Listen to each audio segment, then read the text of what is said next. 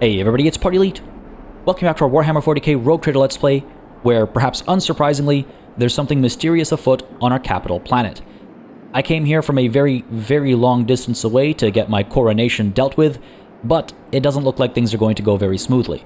The governor didn't show up to actually greet me when I arrived, and apart from that, one of my local advisors, I assume he is, wants to intercept me before I have that conversation with the governor, so I imagine he's got something to say that's going to cause a bit of a ruckus, perhaps. Nonetheless, before we get into that, I really quickly want to address some of the comments I've seen over the last handful of comment sections. It's not too much, it's mainly a couple of comments that I've seen a couple of times over, and they have to do with our inventory. Primarily, I want to point out that the flamer that we have in our inventory is not the one that we acquired through the completion of the upgrades at our colony. This is a different flamer, and as far as I can tell, or at least as far as it looks, I think it's weaker than the one that Argenta is currently using. If we take a look at Argenta's flamer, you can see it's got the stream shot and it's got the spray shot, 12 to 15 damage with a pen of 2. This thing here is also 12 to 15 damage with a pen of 2, and it also has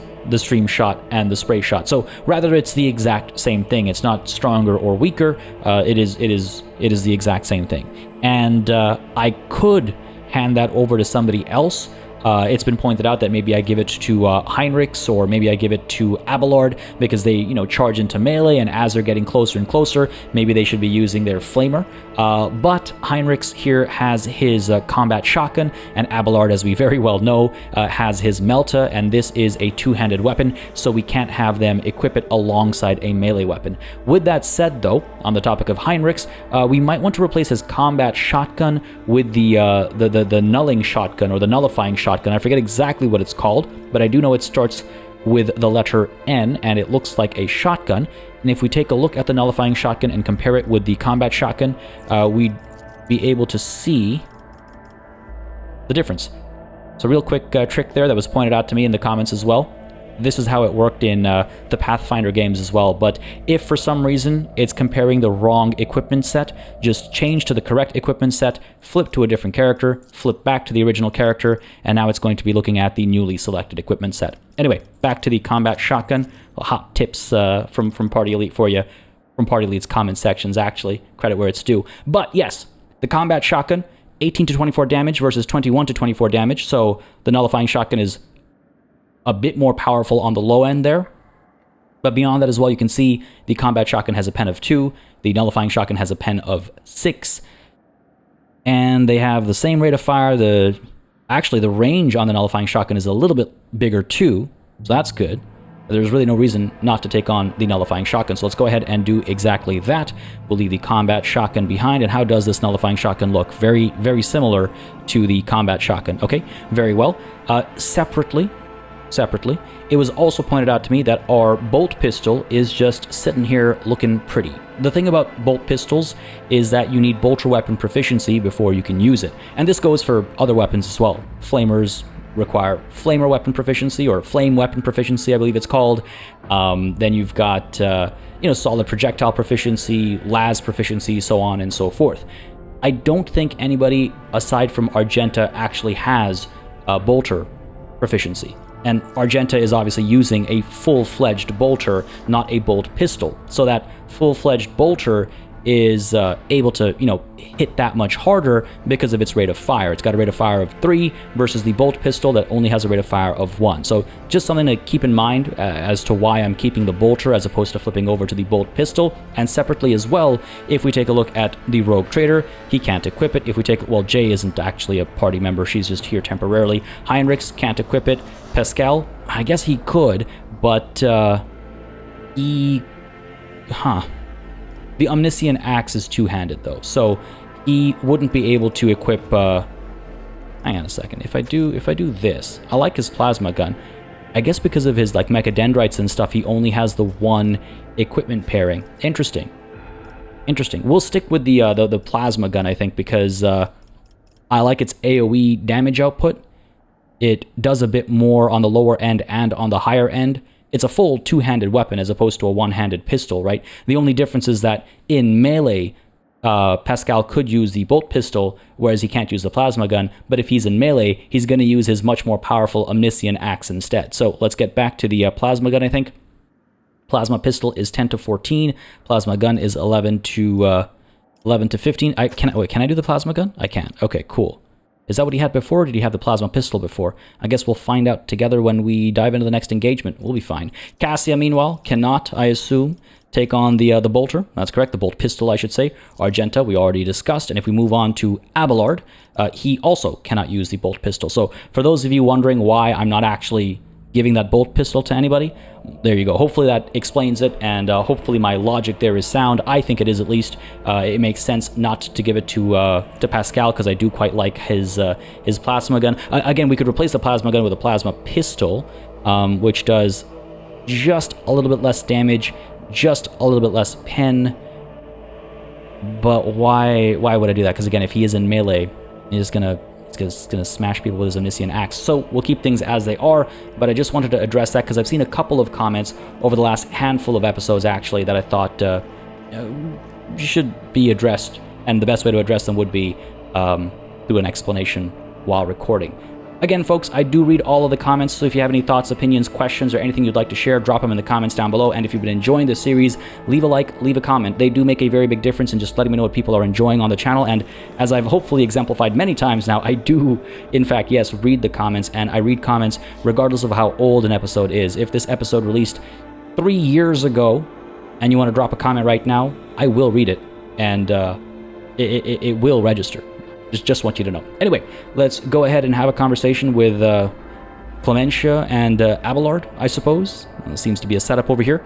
Let's see what's going on, and then let's see if we can't find the other guy. I forget his name. It was it made me think of the word Achilles. Like, every time I saw his name, I thought about Achilles, but that's not what his name was. We'll find him eventually. Let's see what's going on over here first. Clementia?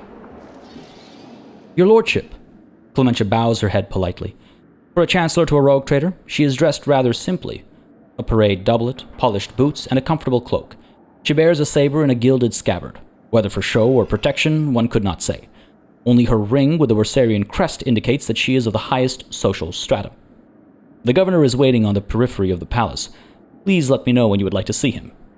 Oh, very well.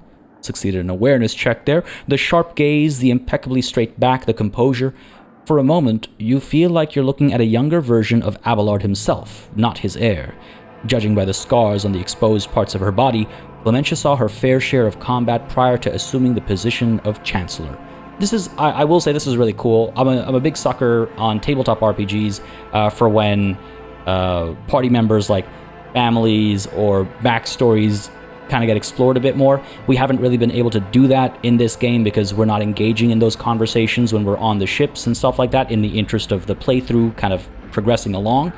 So it's nice for it to kind of intercept us like this, where we kind of have to engage with it, because it's something that I would do in a playthrough that's not being recorded, or in a playthrough of a full build, but it's not something we've had the opportunity to do. So this is quite nice. Anyway, what are your responsibilities as Chancellor? I'm quite curious as to what she does here, and if she does them as well as needed. To put it simply, I am your trade representative. Any and all decrees, deals, official communication, and meetings are first reviewed by me and then forwarded to you and from you down the hierarchy. My purview also includes overseeing your lordship's property, the palace, the estates, the many gardens, and other domains on Dargonus that you have inherited from Lady Theodora. And whenever you are present on Dargonus, consider me your personal secretary. Ah, interesting. Well, what can you tell me about Dargonus? All deals and important decisions are made here in the capital. Many years ago, an ancestor of Lady Theodora signed an agreement with the Adeptus Administratum which allowed for efficient management of the world and the neighboring systems. In accordance with the decree, a share of the planet's population was assigned to the Administratum and converted into servitor scribes. Holy crap, they now toil across the entire world. That got real dark real fast there. My goodness. I was like, oh yeah, this all makes sense. This all makes sense. And all of a sudden, bang, yeah, they all got turned into servitors. Jesus. That really escalated just out of the blue. Okay, all right, fair enough. Yeah, they do toil, don't they? Jeez. Thus, Dargonus is also the seat of several noble families who run all the major planets in the Trade Empire. If I may express my not-so-humble opinion, they care very little about who exactly stands at the helm. Those piranhas think about their own profits just as much as they do about the prosperity of the trade empire itself, if not more. Yeah, no surprise there. No surprise there. And lastly, Dargonus has its own fleet, a luxury unavailable to the vast majority of other worlds in your realm. In addition to battleships, the Trade Empire also employs privateer vessels which are used to transport cargo between worlds. Well, does the capital stay in contact with the other worlds in the Trade Empire? I assume yes. Unfortunately, not at this time, your lordship. After the few representatives of the Adeptus Astra Telepathica on Dargonus went into a frenzy, some of the Psychers were tragically pacified by the respective authorities. Since then, communication with the neighboring systems has been unreliable at best. Thanks be to the Master of Mankind that you managed to find your way to the capital. Well, that's not ideal for a capital planet. If the noble houses are so volatile, what sense is there in keeping them? Over the many centuries, an intricate hierarchy has formed within the ruling elite of Dargonus. The great houses do more than plunder your treasury. It is replenished to a large degree thanks to their administrative work and their lands.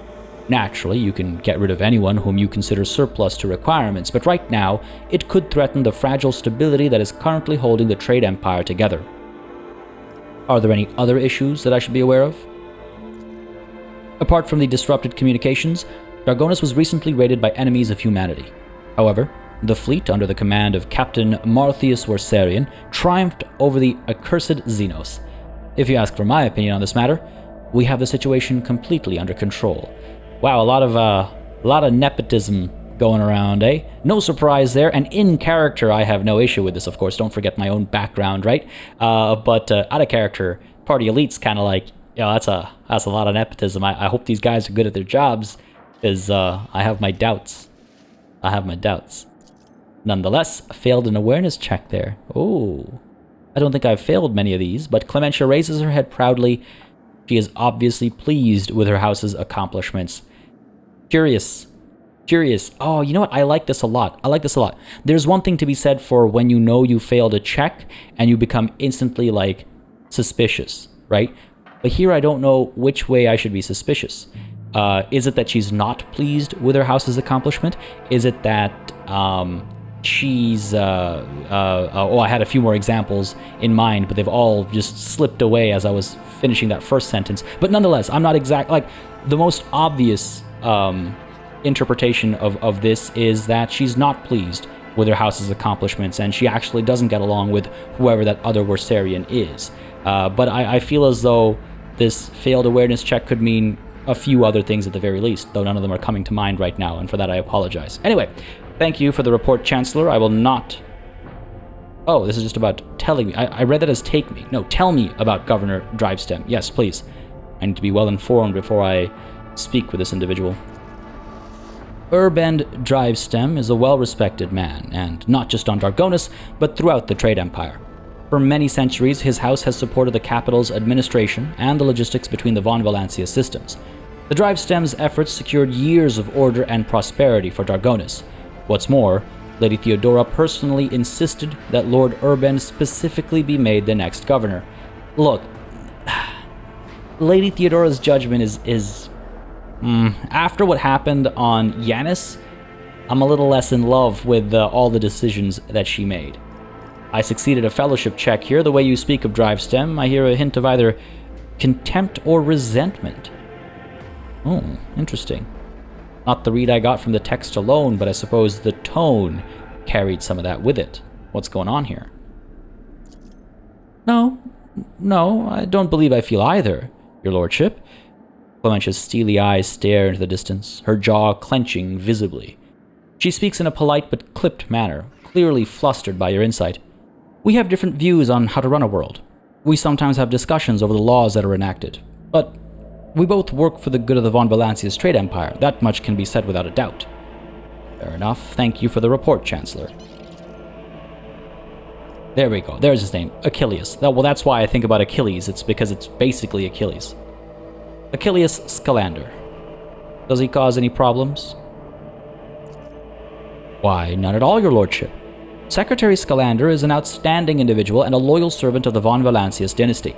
In Lady Theodora's absence, we collaborated on a number of issues related to the well-being of your domain, and he has proven himself quite capable. And, I don't know why, but even the governor trembles before Achilleas, which is unusual for a man of his, shall we say, standing. The last word brings a slight smile to her lips. Is that... I'm not gonna jump to conclusions, but I want to see what that's about down the line. The governor can wait a little longer. I still have matters to take care of. Okay, that's a little unfortunate. I was hoping it'd be an option for us if we wanted to speak to Achilleas first, or if we wanted to go and talk to the governor right away. But it seems as though you have to speak to Achilleas first, which I suppose is how the plot gets rolling.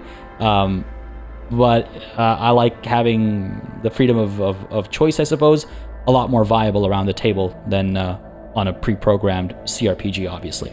The governor can wait a little longer. I still have matters to take care of. Certainly, your lordship. However, her thin lips twist slightly. I do not concern myself with the governor's feelings, but I must warn you, your action or inaction may be interpreted in a certain way. I shall take my leave now. That's a curious thing to say on the way out. Abelard, let's have a quick conversation. Let's see if there's anything of value to be had here. While we're on Dargonus, I will check the secretary's reports and keep an eye on the logisticians. Master Danrock does his job well, but it won't hurt to keep an eye on him. Very well. Okay, so nothing of import there. Let's go and seek Achilleas out over here. I knew I had his name close. Not exactly, but that was close enough. I'll learn it better as we go on. Is Achilleas anywhere here? Do I have to go looking for him? Seems as though the latter. He might be behind one of these doors that's on either end over here, or just lurking in the shadows. Oh, there he is. He's right next to Heinrichs. How did I miss him earlier? He's like literally right there. How did I miss him? Let's head on over, and it makes me very, not very, but a little concerned that he's speaking to the representative of the Inquisition. Though they seem to be having a good time. That is a proper hearty laugh. All right, Achilleas, what's going on over here? That is... unless social convention is very different in the 40th and 41st millennium, that's not typically how I'd stand next to somebody while speaking to someone who's on the other side of them. Nonetheless, the slender figure clad in robes made from expensive fabric shudders from violent coughing. Pressing a gilded respirator... respirator? That word. I know how to say it, but it always takes a second... Anyway, pressing a gilded respirator to his face, the man takes several deep breaths. Oh. This is oddly intimate. Why, hello, Heinrichs. Achilleas, it's been many moons. I hope your cousin is feeling well. Achilleas covers his burnt lips, trying and failing to suppress a coughing fit. She is in good health. She sends her regards to you, as well as her wishes for your swift return. Heinrichs frowns. For as long as the stars shine in the sky, my vigil continues. So it does. Achilleas thumps himself on the chest with his augmented hand. You hear the clanging of metal against metal. Yikes. Is there a reason for this ill-mannered behavior, Heinrichs? Perhaps you two could find another time to discuss personal matters. All I can think about is like ill-mannered behavior just invading my personal space. But, yeah. How rude, I guess, do I want to be? They were having a personal conversation in the corner over here. They're well within their rights to do that. I'm the one who's stepping in. And again, let's not forget, he's a representative of the Inquisition. So I'll say nothing. My apologies, Rogue Trader. Given the break in the communications between systems in the Coronis, it has become difficult to maintain contact with agents. Receiving this report and assessing the situation is my primary responsibility. Yeah, see, he's here on business, and I don't want to interfere with his business. Heinrichs looks at Achilleas. Allow me to introduce Achilleas Scalander properly. In addition to his duties as Secretary of the Administratum, he acts as an agent of the Golden Throne under my aegis. I'm sure you will find Achilleas' service useful, especially when dealing with the schemes of humanity's foes within the borders of your trade empire. Alright. Greetings, Lord Rogue Trader von Valancius. Allow me once again to express my deepest condolences on the loss of Lady Theodora. I will do everything I can to track down and destroy all of Conrad Voigtvir's accomplices on the capital world. There's a name. Do you know anything about what has become of Conrad? The former Master of Whispers is a heretic and a traitor to the dynasty. This must be all Act 1 stuff that we've missed out, eh? Alright. Achilleas nods grimly. Word of his treason reached Dargonus too late. Conrad came to the planet and left it almost immediately, once he had sown discord in the minds of the gullible and naive. The worst of the rumors he started was that you were the one responsible for Lady Theodora's sudden demise. Of course, your loyal subjects did their best to skin alive any who showed any signs of doubt. But it seems unlikely that the guards got to everyone who has allowed doubt into their heart and now nurtures it in secret. That's not ideal. That's not ideal at all. You promised me a report on the present state of affairs in the Trade Empire. I have already forwarded all official reports to your seneschal. As for the conversation we're having right now, I wouldn't trust any paper or data slate with its contents. You see, Lady Theodora, may the Emperor have mercy on her soul, was perfectly aware of Dargonus' political environment. You, however, have only just arrived on the capital world, and I thought it would be best to bring you up to speed. Frankly, the nobles of Dargonus, much like the nobles on most worlds, are akin to spiders in a jar, ready to pounce on whoever is the weakest, or whomever they deem to be the weakest. Is that a thing about spiders in a jar? This is not a saying I'm familiar with at all. So, illuminate me if you know any better, but that's a very interesting sort of phrase. The nobles of Dargonus are well-respected and rich and powerful individuals who held Lady Theodora's favor for many years and found ways to rise above the rest by diligently serving the rogue traitor. Every family pursues its own selfish interests, and each one expects that, with the transition of power, they will retain and even add to their lands and wealth. The families I would recommend giving particular attention to are the Drivestems, the Gapraks, and the Sourbacks. I should also mention the Worsarians, not a noble house per se, but a family that was part of Lady Theodora's inner circle. To the Blue Bloods' great displeasure. No surprise there. Tell me about the Drivestems. The Drivestems are the ancient governor house of Dargonus. Predictably, the greater the wealth of the von Valancius trade empire, the fuller their coffers grew. Their reputation is flawless except for one detail. We have evidence that urban Drivestem's rivals seem to have the misfortune of regularly falling victim to Xenos raids. I find that these attacks are always a little too advantageous for the Drivestems, but we lack solid proof, and it might never surface. Okay, so there's a chance that the Drivestems work with the enemy of humanity to cull their competition, to put it politely. Though I don't know if culling is polite. Fair enough. The closer an official is to a rogue trader, the braver and safer they feel. I would just like to remind everyone that rubbing shoulders with Xenos is a heresy that can be overlooked only in the case of the von Valancius heir, not his servant. So now this is interesting. This is interesting. Hearing that right from the mouth of an inquisitorial agent might influence how I feel about the use of xenotech, maybe slightly. Not saying we're going to change our minds overnight, but that's definitely a reminder of my position and my flexibilities with the law as a rogue trader. Again, as a player, I'm aware, but as a character, don't forget, I was just an underling until very recently, right? Nonetheless, what makes the Gapraks special?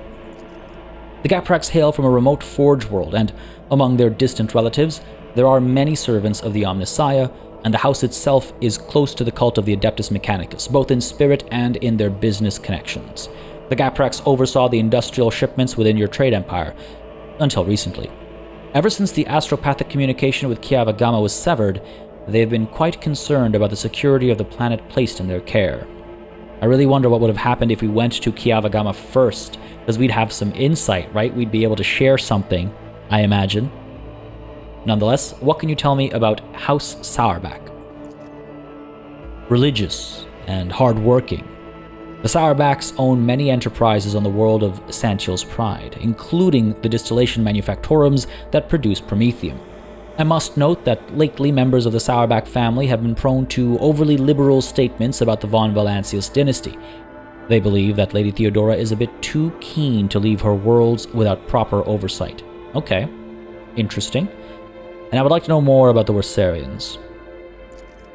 The Warsarians are a line founded by Lady Theodora Seneschal, and as such are nominally considered nobility, at least from the standpoint of the Imperial Navy from which Lord Abelard hails. On Dargonus, however, their position is precarious. Firstly, they never were granted an official title, a process which has been impeded for decades by the old houses of Dargonus, and secondly, the other families do not see them as equals, but more as upstarts clinging to the rogue trader's favor. The Warsarians are responsible for the capital world's fleet and the majority of the cargo shipments on domestic routes. Okay, that seemed pretty important, but after hearing all that, I now feel the urge to have every one of those sycophants executed at once. I don't know, I'm a fan of nobility. I'm familiar and maybe even accustomed to sycophancy. In character, I must make it clear. Though, there are definitely some that I'm not big fans of. And I know I like the Warsarians, at least one of them so far. Now, after hearing all that, I do feel the urge to have every one of those sycophants executed at once. Just like vying for our table scraps, basically. Pushing us around where they can. Achilleas shrugs. You are, naturally, well within your right, rogue trader, but remember that this will cause the multi-layered bureaucratic system of Dargonus, of your entire trade empire, in fact, to come apart at the seams. And that's not even considering the likelihood of attempted reprisals from their families and allies, of course. I would hold off on the death sentences. Act with restraint and wisdom. Present for all to see sufficient proof of the unwanted house's guilt. Do not mistake me, mass executions are one way to solve your problems, but in that case, you should weigh up every possible scenario before you act. I wish I'd actually have the option to pull the trigger on something like this, but I highly doubt it's a reality in the game. Nonetheless, enough about the nobles. Was there anything else you wanted to report? There was, your lordship. And this time it concerns the main reason for my presence on this planet. Xenos, and the threat they pose both to you and to humanity as a whole. The last few months have been difficult for the people who report to me. My eyes and ears scattered throughout the Coronis expanse. Warp disturbances, astropaths overcome with madness, ships disappearing in the immaterium. Many of my observers and contacts have gone dark or have been killed by some calamity or other. Still, I managed to establish communication with some key individuals who were able to warn me about incoming threats, including Xenos raids. Achilleas looks you in the eye without blinking. It is within my power to supply you with the intelligence on where and when the Xenos will strike next. I do not doubt that Governor Drivestem will beg you for protection against the Xenos, and in this fight, the information from my contacts will serve you well. I beseech you, rogue trader, if I ever report a threat looming over a ship or a planet, do not dismiss it. Sometimes it takes an intervention from the rogue trader and his mighty void ship to avert a disaster. It's an interesting way to make his importance known, I guess. Well, good to know either way. I'm very curious as to what Governor Drivestem is up to. Already we're fairly confident in being able to say that he is working with Xenos to keep himself and his family above the rest. What is this about? What is this about? I assume Achilleas and the Inquisition as a whole is probably investigating the governor, and by extension, the entire, bureaucratic hierarchy on this planet. Who else is involved? How are they involved? Who's turning a blind eye? Etc., etc. Nonetheless, I'm sure we'll learn more in due time. Achilleas, what are your responsibilities here on Dargonus, apart from spying on my underlings? Officially, I'm a secretary at this world's administratum department. Less officially, I'm afraid I can't disclose that even to you. In short, I collect and investigate reports of heresy taking root on upstanding planets of humanity.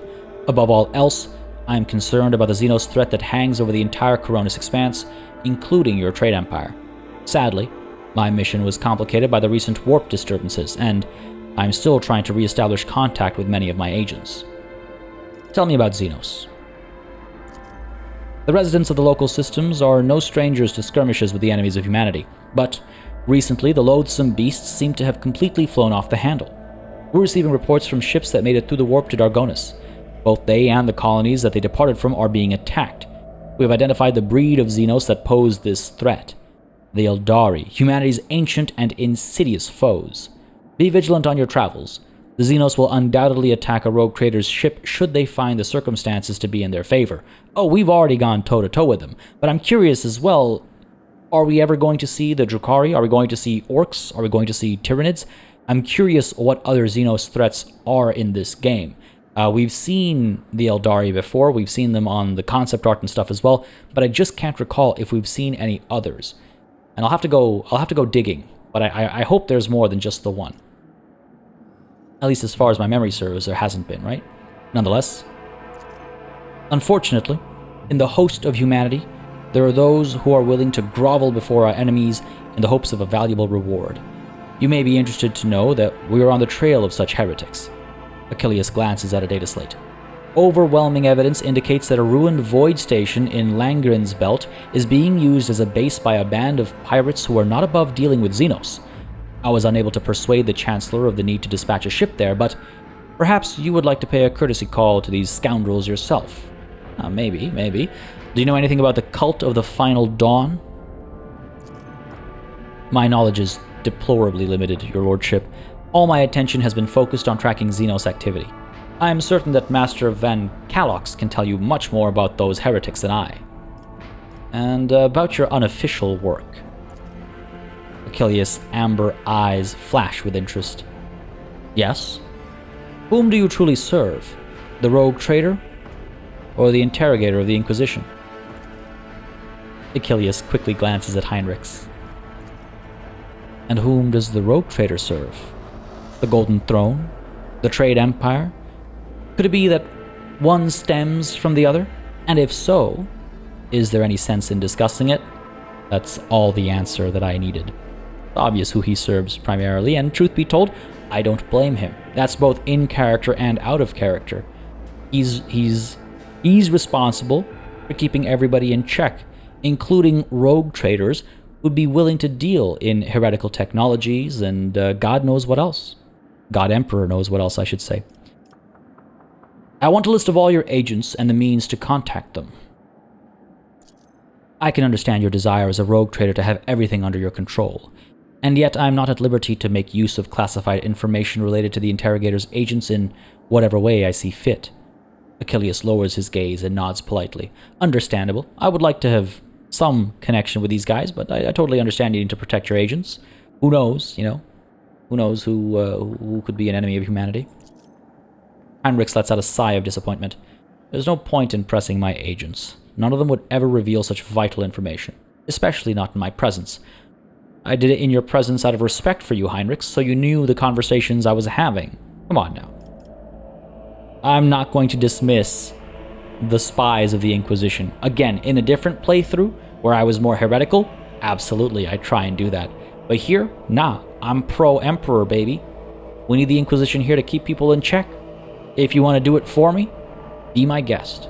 I have learned all I wanted to. Achilleas bows and brings the respirator to his burnt lips. Every time this word, I don't know why. I have other questions to ask. The scars on your face. What happened? Because I'm rude and I don't have any sense of personal boundaries. About 5 years ago, there was an accident. Several tanks of promethium exploded in the storehouse at my estate, and I was buried alive under the rubble. The Emperor preserved my soul, and the skilled physicians of Dargonus saved my body, except for my lungs, with which I had to part. I presume the incident was an attempt on my life, but the identity of whoever was behind it remains a mystery. And on that wonderful and joyous note, I have to go. Achilleas bows. According to the message I received a few minutes ago, Governor Drivestem has arrived at court. I imagine that the Chancellor is already prepared to arrange the meeting. All that's left is to notify her that you are ready to see Urband. Very well. Tell Chancellor Wasarian that you're ready, blah, blah, blah, blah. Achilleas Scalander has requested a private audience, which is what we just did, but let's just make sure that our journal is up to date appropriately. Where is Spiders in a Jar? Where we go? Talk to Achilleas. Yep, check mark there. Excellent. So now we need to tell Chancellor Wasarian that we are ready to receive the Governor of Dargonus. Governor Drivestem, who has been entrusted to oversee the world of Dargonus, is ready to deliver a detailed report about the planet's current state of affairs. Yeah. Sounds good to me. No reason to dally, I don't think. Let me just take a look up over here, make sure I haven't missed anything. Every time I see a servitor now, I'm just going to be like, wow, what a noble sacrifice you've made. At least on this planet. Alright, looks like there's nothing else to really see here, so let's go ahead and have a conversation with this governor and see what we do. I mean, I don't feel comfortable knowing that they have dealings with the Xenos, right? I've been pretty hardline for quite a while, even going so far as to remove Theodora's installed people of power. Just look at Yanis. Will I have to do the same thing on Dargonus? Time will tell, I suppose, but let's go ahead and have a conversation with Clementia, and yes, let's meet this governor, shall we? Your lordship, Governor Drivestem is waiting in the audience hall. I advise you to respond to his lateness in kind. That way you can let Urban know that his behavior has not gone unremarked. But I would not delay too long right now. The court is closely observing your every step. I mean, have I already been, late enough? I think so. We're probably fine. Tell them that I'm ready to see the governor.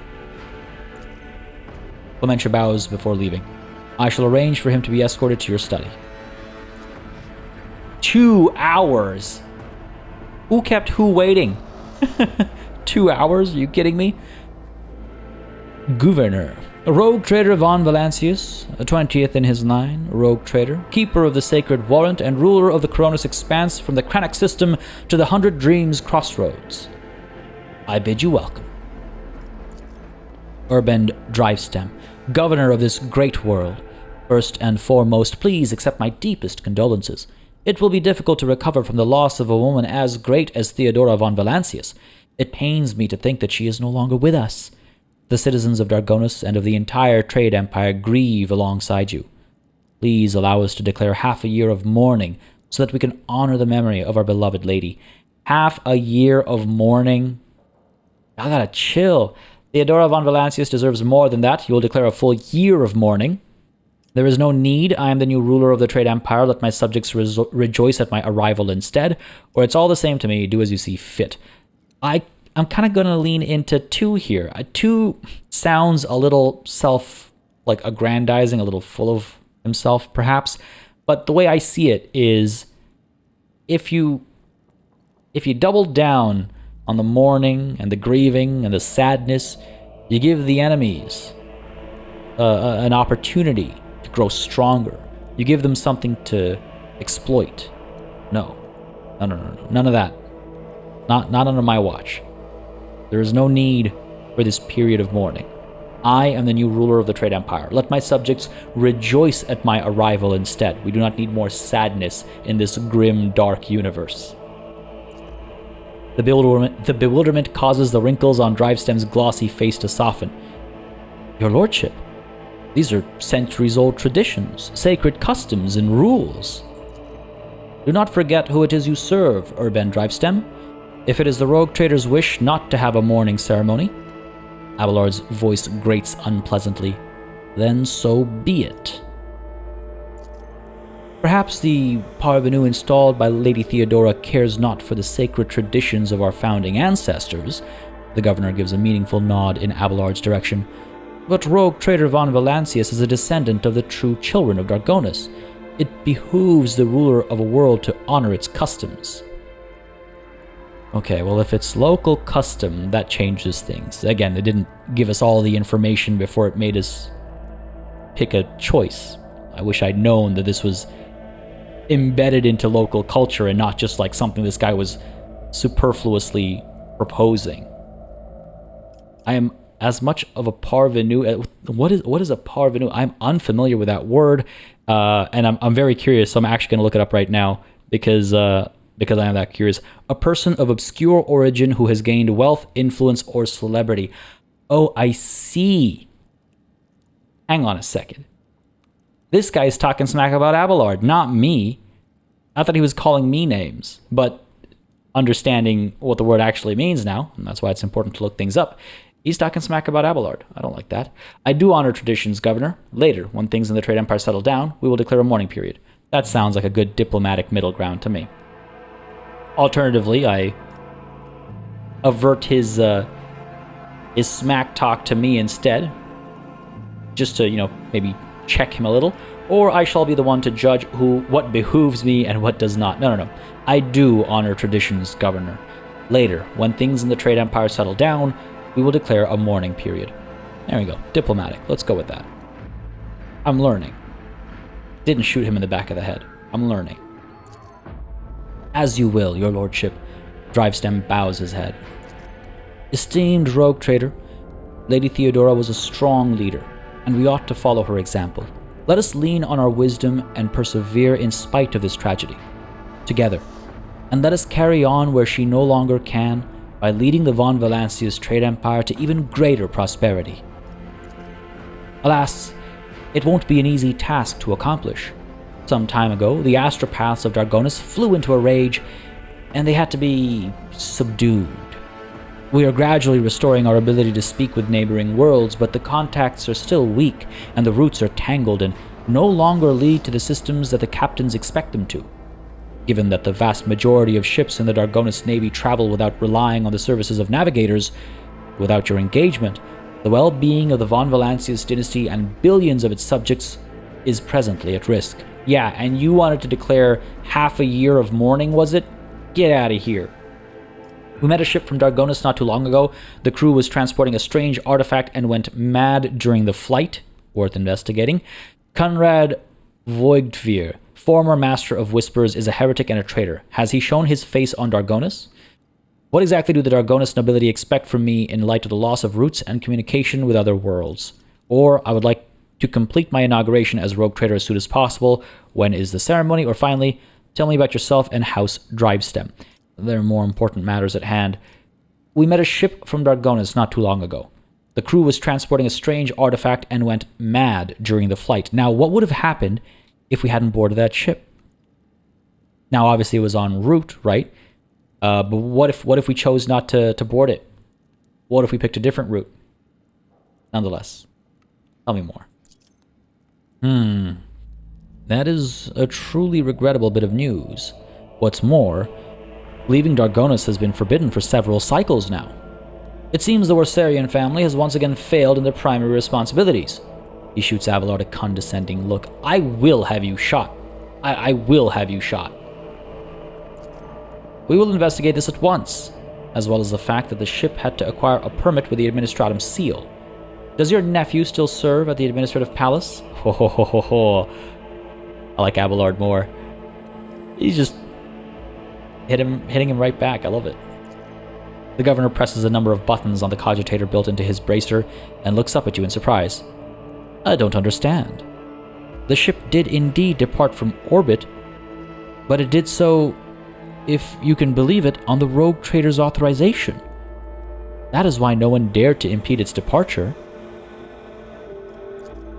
Lord Captain, it would seem that Conrad somehow got his hands on a copy of your authorization, or perhaps even the original. A tool like that in the hands of a traitor does not bode well.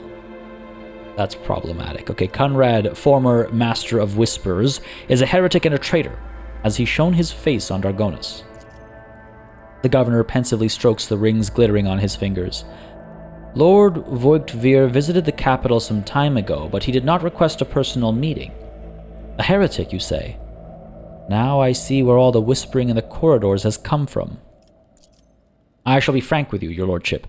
Lady Theodora's sudden death was a blow to every one of us, and the absence of any sort of verifiable and complete information about her successor gives grounds for all manner of rumors and misinterpretations, especially if someone is deliberately inciting unrest and discontent. Naturally, none would dare challenge you by accusing you of something as sacrilegious as murdering a rogue trader. However, Conrad Voigtveer was once a true boon to the trade empire back in the day, and as such, some might heed his words. I could publicly execute all who have indulged in heretical sentiments against the rogue trader, since loyalty has failed to keep my servants in check. Fear will. Classic Commissar. Subject all who have dared to make heretical remarks about the rogue trader to servitude in perpetuis.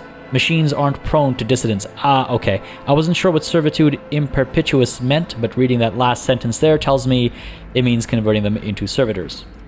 My subjects' doubts are understandable. Too many things have changed in too short a span. I'll prove myself worthy of my position, or I couldn't care less about what people think of me. I am Theodora's successor, whether they like it or not. I think we should have a public execution. Heresy is heresy. Disloyalty is disloyalty. If they won't be loyal to me, who's to say they'll stay loyal to the Emperor and to our creed? Publicly execute all who have indulged in heretical sentiments against the rogue traitor. Since loyalty has failed to keep my servants in check, fear will. I shall immediately make all the arrangements so that your order can be carried out properly. Drivestem bows.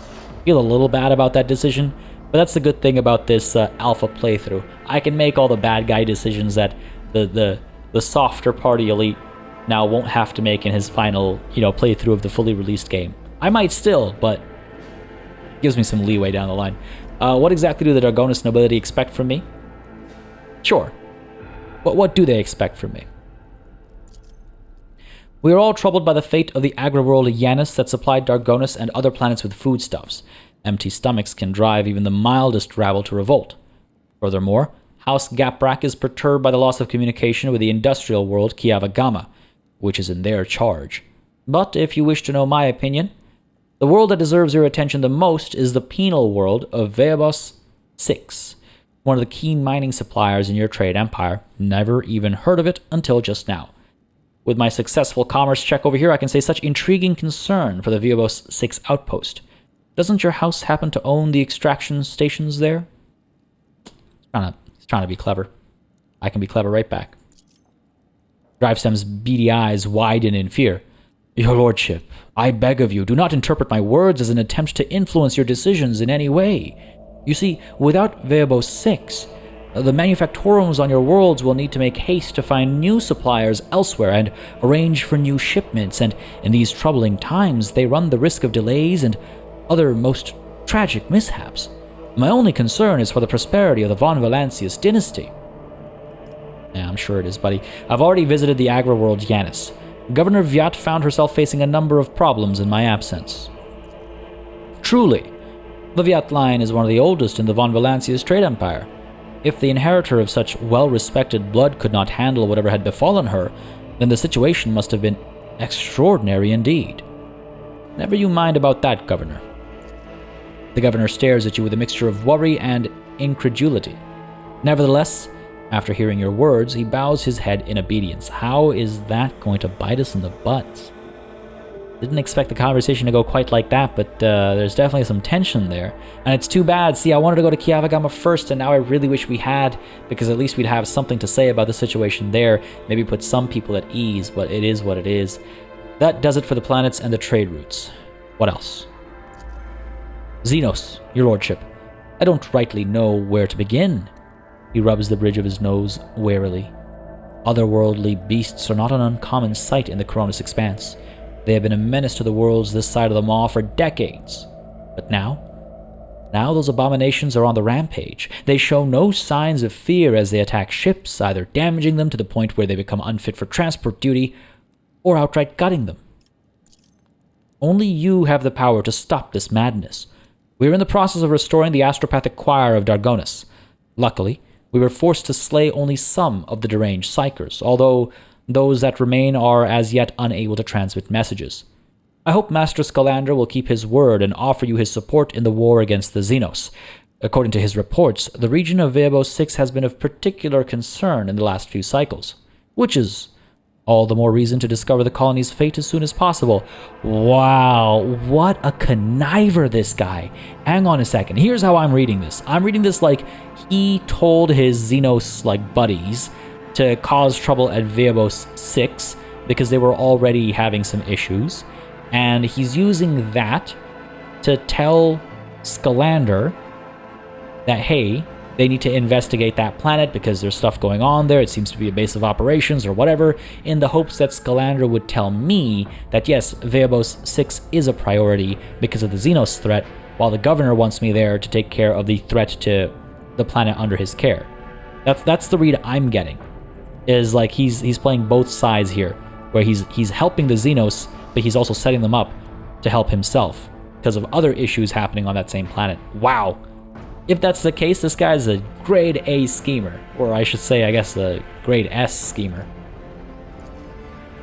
Now, to issues on a smaller scale. There's a certain degree of tension in the capital due to the unorthodox succession to the Sacred Warrant. Chances of uprisings are minimal, of course, and the spreading of rumors is nothing but a sign of weakness of mind and spirit. Nonetheless, I have prepared a list of minor houses that have demonstrated unseemly discomposure at your succession. What is to be done about them? Oh boy. Eliminate the most prominent malcontents quietly, but do not threaten entire families. Hopefully these steps will be enough to keep the rest from causing any more trouble.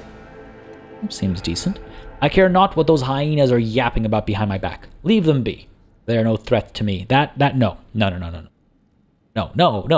No, dissent festers. It is a disease. It'll grow. Can't let that happen. You have to exorcise it nice and early. Make arrangements for public purges. All who have sullied the rogue trader's name must meet their death on the executioner's block.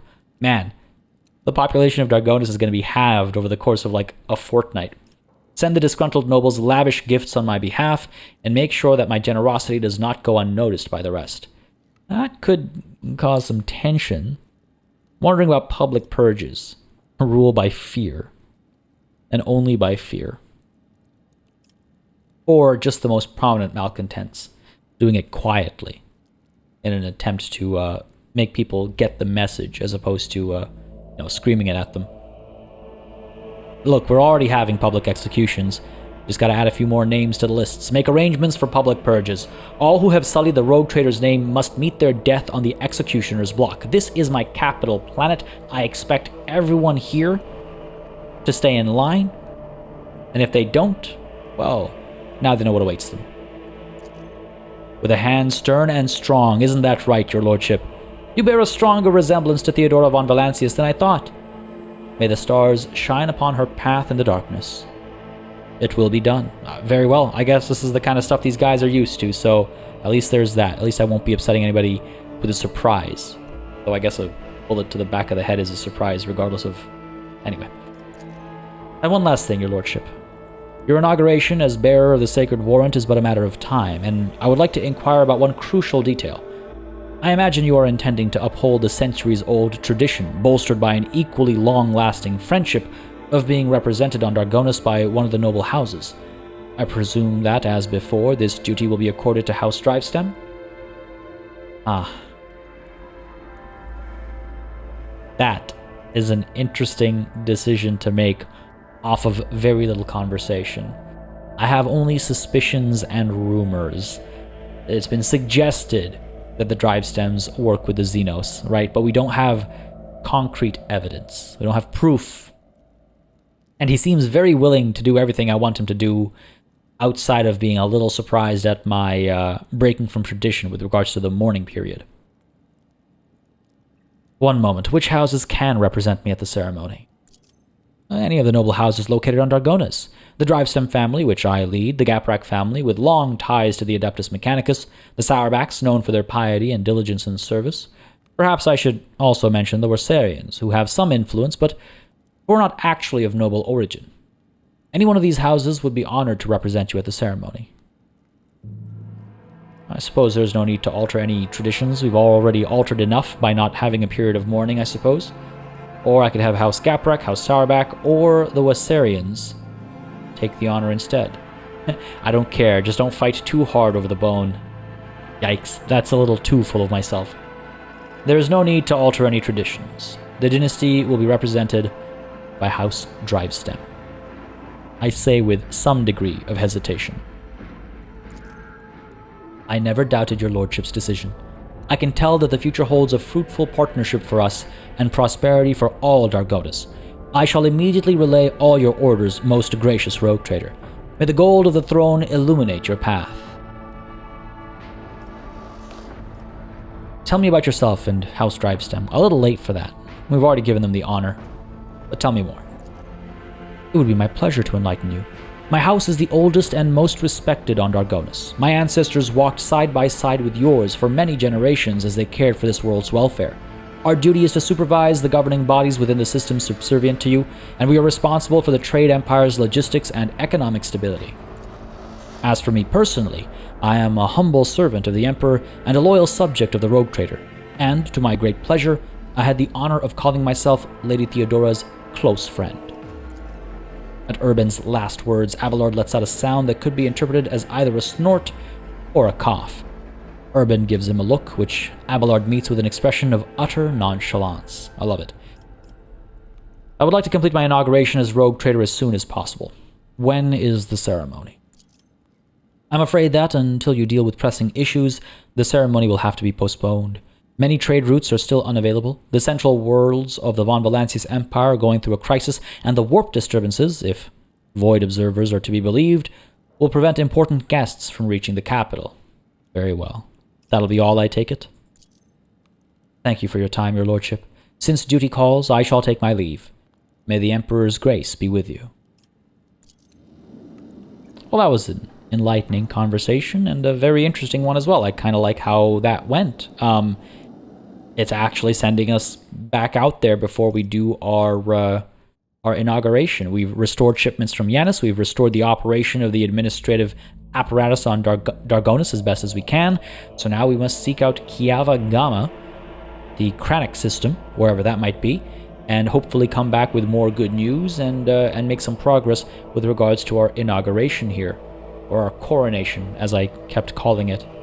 Either word works, I would say. But yeah, that's very interesting. I'm quite curious about how this plays out, and if, us becoming the official Rogue Trader and officially recognized as such kind of becomes a long story thread throughout the entire, second and third act or something. Quite curious. Nonetheless, the next order of business is going to be, I think, dealing with the disrupted shipments from Kiava Gamma. Spiders in a Jar has been completed. Excellent. Blades in the Void is what? Forge a path to Viabos 6. So there's another thing we concern ourselves with. What do you guys think? Should we chase after Viabos 6, or should we chase after our lovely Kiava Gamma? Both seem to be extremely interesting with regards to the kinds of enemies and conspiracies we'll be dealing with, and so I'm cool with either. But I'm curious what you guys feel. So let me know in the comments down below, folks. And again, if you enjoyed this session, hit that like button as well, because it does make a very big difference in just letting me know what people are enjoying. This is where we're going to call it, though, folks. So, as always, a massive thanks goes out to all the channel members and patrons who've been supporting the channel on a monthly basis. They'll keep us alive and running smoothly. And, of course, a big old thanks goes out to each and every one of you for watching. Until next time, cheers.